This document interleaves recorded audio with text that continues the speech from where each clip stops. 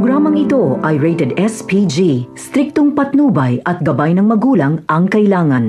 Tuluyan na ngang natupok ang lahat ng pera at ari-arian ni Roda. Pati ang kanyang pinagbentahan ng pwesto sa palengke ay nasunog din.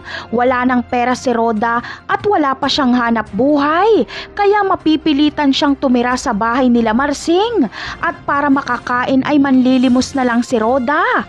Baliktad na sila ni Marsing dahil mayaman na si Marsing at si Roda naman ang magiging manlilimos.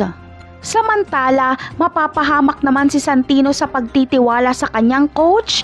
Ilalaban kasi siya nito sa underground fight at illegal ito. Gagawin ito ng coach ni Santino para magkapera. Wala na kasing kinikita ang kanyang gym kaya lugi na ito. Sa illegal na laban na ito ay mapapahamak si Santino kaya mahohospital siya. Sa kabilang banda naman ay papasukin na nga ang selda nila Tanggol na mga gustong pumaslang sa kanila.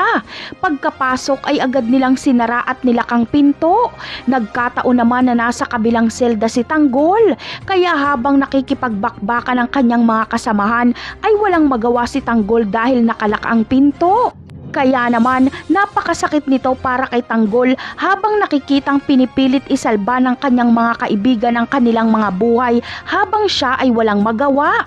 Hindi matutulungan ni Tanggol ang kanyang mga kaibigan. Sigaw na lang siya ng sigaw at pinipilit niyang buksan ang pinto. Masasaksihan ni Tanggol ang isa-isang pagbagsak ng kanyang mga kaibigan.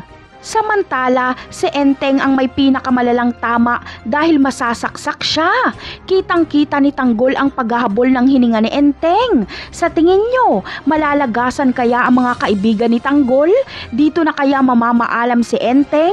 Siguradong hindi mapapatawad ni Tanggol ang kanyang sarili kapag masawi si Enteng. Napakarami pa nating dapat abangan sa mga susunod na episode ng Batang Quiapo. Paalam!